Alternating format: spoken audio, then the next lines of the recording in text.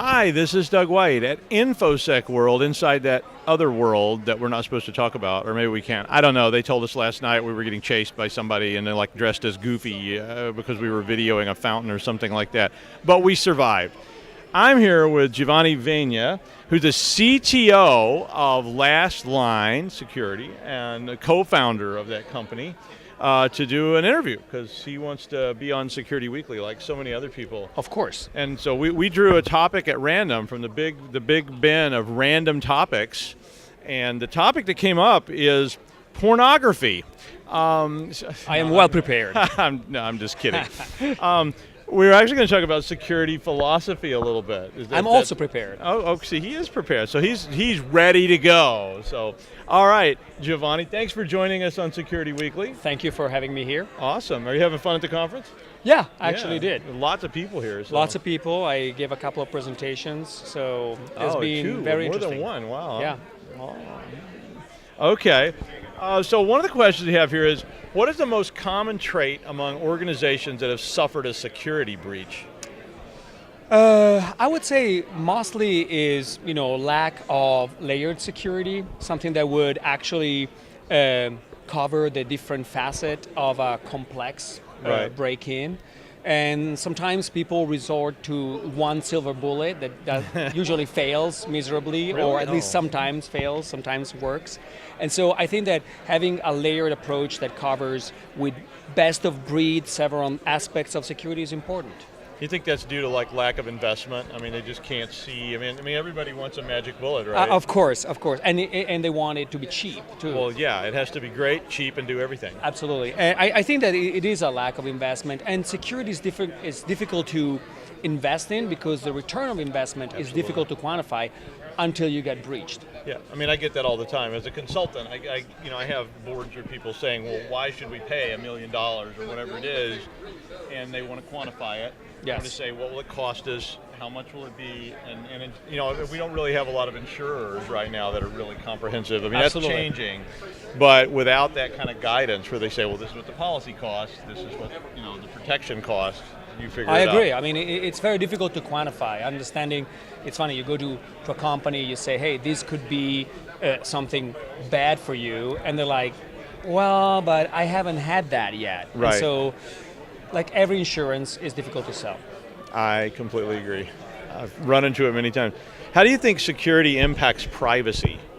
So there is a trade-off there, and we're seeing in the news today some interesting aspect around privacy and data collection. I think that it is important to understand that visibility into what happens in a network is fundamental. If you don't look at the data, you won't be able to detect something bad. Right. Of course, everything has to be done with privacy in mind and trying to respect the rights of people as much as possible. So it's not as much the collecting of information is what you do with it. If you start, of course, selling the information about your employees' habits to a third party for money, then it's a violation of privacy. If you use that only as a basis to protect the network and the users themselves, Absolutely. then it's a good idea. I agree. I mean, evil is fun. Don't get me wrong. I mean, Absolutely. It'd be fun to sell all your data to somebody. I mean, they're collecting mine right now. But I mean, I get it, and you're right. I completely agree with that. But I do think we sell our privacy off. Unfortunately, I think you're right. And I have a stance where I have, instead of trying continuously to protect in a paranoid way my privacy, right. I try to have a more resilient stance where I say, okay, I know my data is out. I don't assume that my social security number is safe, and I start from there in building my security. Only my through personal no security. Privacy do we actually have security. So Absolutely. I mean, if you just say give it all assume up, that you're being compromised gone, yeah. and move from there on. I agree. I mean, that's definitely the best way to be. Someone is watching. Yeah, I mean, I kind of assume that. I'm like, behave as if someone's watching, and you'll probably be okay. Not much fun, but.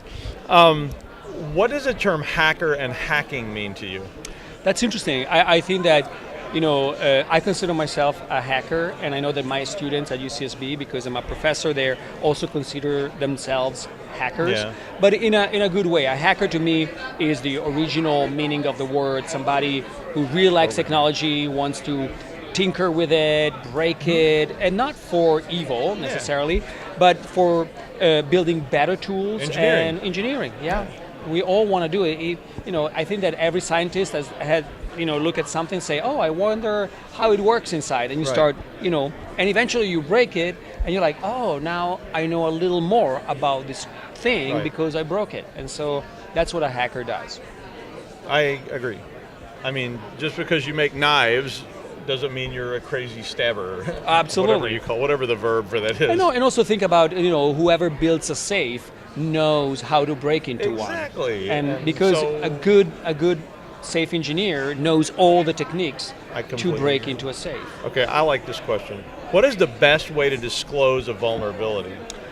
Well, I think the best way, we have standards for that, and I think the best way is responsible disclosure, which means that you contact the vendor that is associated with the vulnerability, and they give to the vendor enough time to roll a patch, contact the customers, but also there has to be a time limit, a reasonable time limit, say 6 months, where you say, if you didn't patch this in 6 months, it's not because you care about the users, it's because you're just lazy or unable to deal with it. Your shares. Yeah, or something like that. But I think that there is a good balance between social responsibility and not being, just a vandal that goes and discloses a vulnerability without giving to the vendor the time to, fix the problem and not cause harm. And in defense of some of those longer terms, I mean, yes, there was some malfeasance, I think, in a couple of cases, but the truth was that it takes time to decide what position we should have. And I don't mean like denying or whatever, it's more like,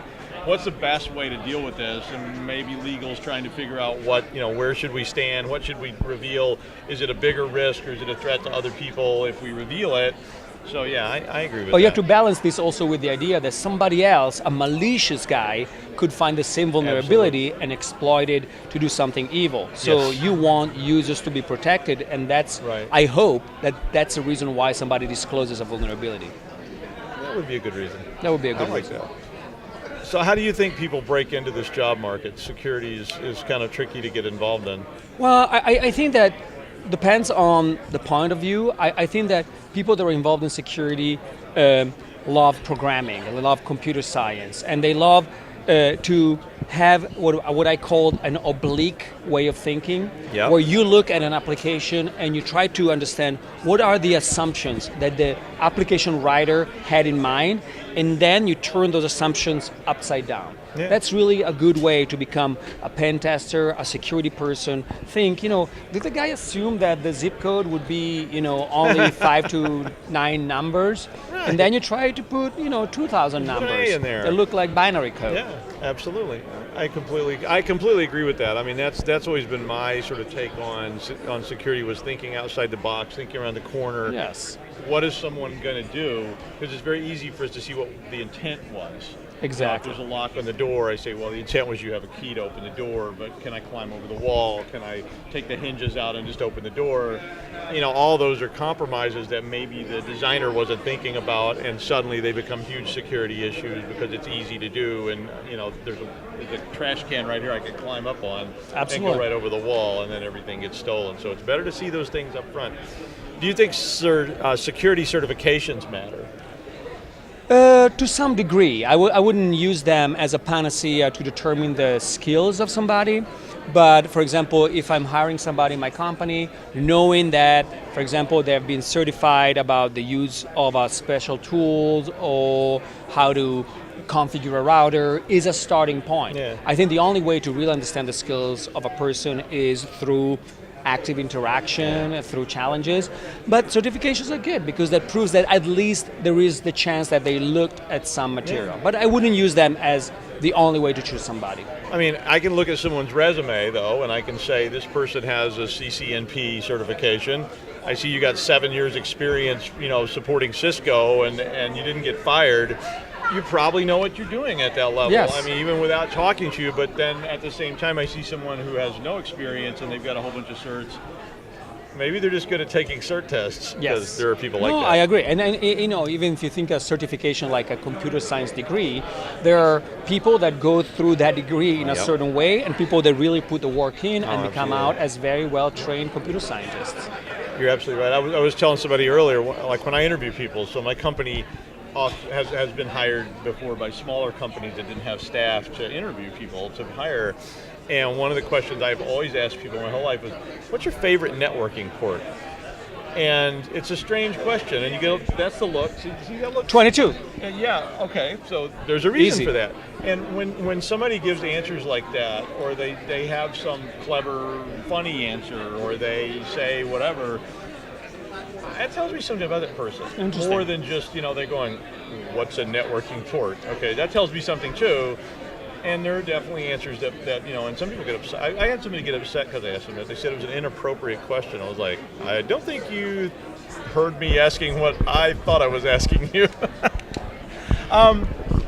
What is the best way to determine which security solutions you need and the best way to evaluate them? Wow, that's a very difficult question. Yeah, I would say that it's always important to evaluate solutions, multiple solutions at the same time on exactly the same data. So this is easy with networking solutions where you just have a tap that you multiply traffic data, over. But for example, with host-based solution where you have to install an endpoint, it becomes a lot harder. But in general, your data collection policy, so what you feed the tool with, has to be well thought so that A, it is representative of what your situation really is, and also is the same thing for every tool. Otherwise, I've seen sometimes, for example, POCs, evaluations, where you would put one security tool chained with another security tool, so the second one will not see the attack of the first, and that's not a good way to do it, because then you have no idea what really I hadn't thought of the happens. second part of that answer, but I really like it about you need to make sure the data is reflective of what you do. Absolutely. I hadn't really thought about that. I mean, I agree with the other part as well, but I like that. I'm going to steal that because I like that. Please do. I think I would have done that, but I didn't really think about it, in terms of that we really do need to worry about that because you get test data. Correct. And test data is not always reflective of the real world, and we're all too ready to grasp a magic bullet. And salespeople love to come and tell us, "Look, just run this. Look, it's perfect. It catches exactly. every event, every time." Where should more effort be placed in a security program? Protection, detection, or reaction? Well, it's difficult to really score them. They're all important. I would say detection is the most important, because if you don't detect, then everything else doesn't make much sense.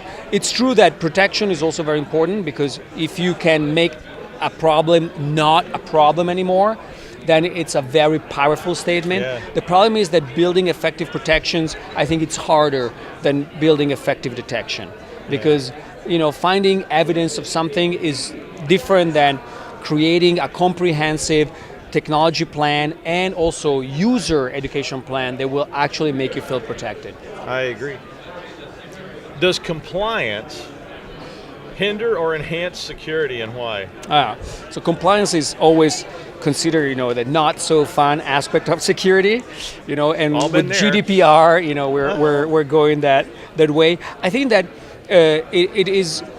it's a double-edged sword, because compliance often comes in the form of a checklist. Yes. And so people will just say, oh yeah, I have an intrusion detection system. And it doesn't really matter if it's a good one or a not so good one, right, because you just passed that check. So, but at the same time, that compliance forces you to have an intrusion detection system. Yes. So it has to be taken with a grain of salt, and I think it's a good way to make people think about what they need for protection, but then you need a level up where you know what questions to ask and what choose in a sane way, and not just for the sake of passing a check.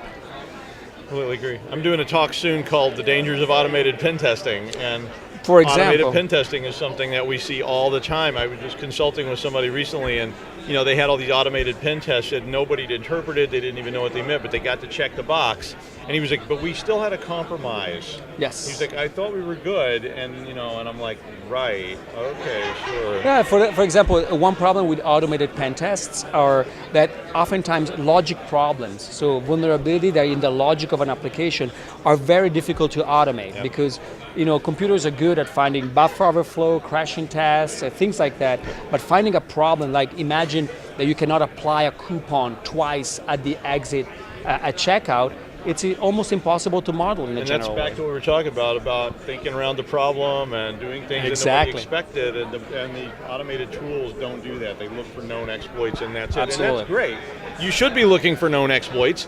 The problem is when you don't look for unknown exploits, and that's where you get into real trouble. Last one. What can we do to make certain security is a consideration when implementing a new product or a new IT project? That's I think shame is very good. So I like shame. shame is a We very don't have any, but yeah. But for example, I'm just joking. But in our company, if somebody introduces a bug, there is a wall of shame for bugs, and people are chastised internally in a very friendly fashion. But that's a great motivator. Nobody wants to, break stuff. Nobody wants to introduce the bug.